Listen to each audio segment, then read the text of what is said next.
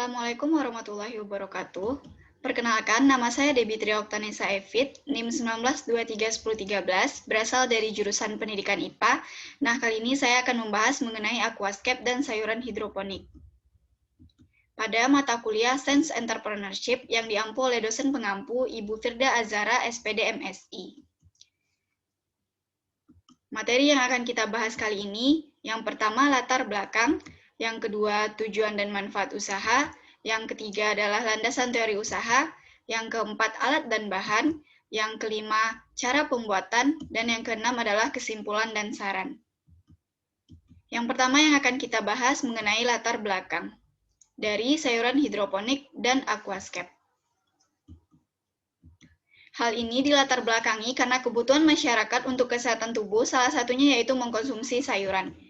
Dan juga perlu memperhatikan suatu keindahan yaitu dengan tema memelihara aquascape. Yang kedua, tujuan.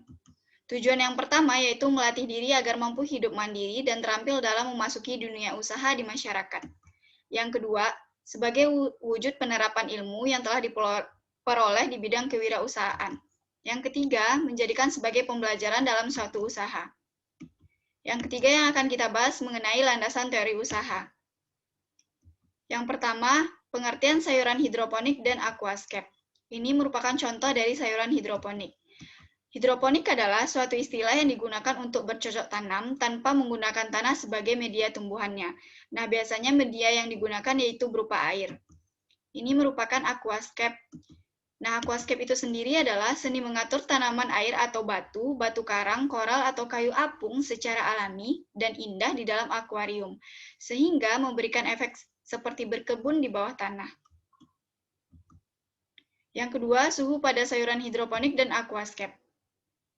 Suhu udara mempunyai fungsi pokok terhadap proses tumbuhan tanaman. Terdapat berbagai jenis tumbuhan yang mampu tumbuh dengan maksimal di tempat bersuhu udara dingin.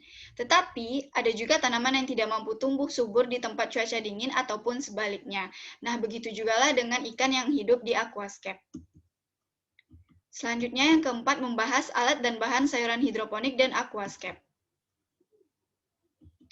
Yang pertama, alat dan bahan yang digunakan pada sayuran hidroponik berupa ember dan bibit tanaman kangkung untuk ditanam secara hidroponik.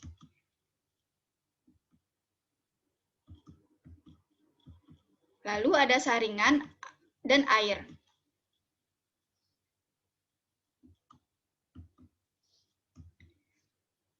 Selanjutnya, ada tisu dan nutrisi.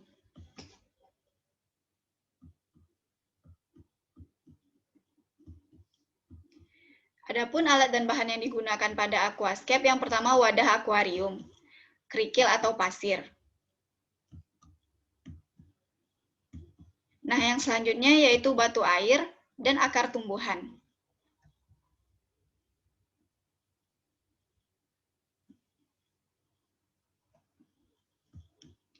Alat dan bahan aquascape yang selanjutnya yaitu tumbuhan hidup dan air.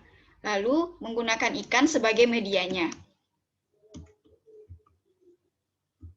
Yang kelima yang akan kita bahas mengenai cara kerja. Adapun cara kerja untuk pembuatan sayuran hidroponik yang pertama adalah mengumpulkan alat dan bahannya, lalu menyiapkan air. Yang ketiga, tuangkan air ke dalam ember yang digunakan, dan yang keempat, letakkan penyaring di atas ember. Selanjutnya, letakkan bibit kangkung dan berilah nutrisi. Adapun proses pembuatan aquascape yang pertama, siapkan alat dan bahannya, lalu bersihkan akuarium dan letakkan pasir. Lalu mulailah dekorasi dan membentuk tatanan akar, lalu meletakkan batu, seperti yang tertera pada gambar. Selanjutnya, menata hingga rapi, lalu letakkan tanaman yang digunakan dan isi akuarium dengan air. Selanjutnya, memasang perangkat pendukung yang digunakan pada aquascape dan masukkan ikan sebagai media pada aquascape kali ini. Selanjutnya, kita akan membahas kesimpulan. Kesimpulan dari bisnis ini yaitu, dari bisnis ini dapat disimpulkan bahwa membuka usaha sayuran hidroponik dan aquascape ini sangat menguntungkan. Meskipun banyak pesaing, namun seiring berjalannya waktu, penjualnya akan sangat meningkat. Sekianlah presentasi dari saya ucapkan terima kasih. Assalamualaikum warahmatullahi wabarakatuh.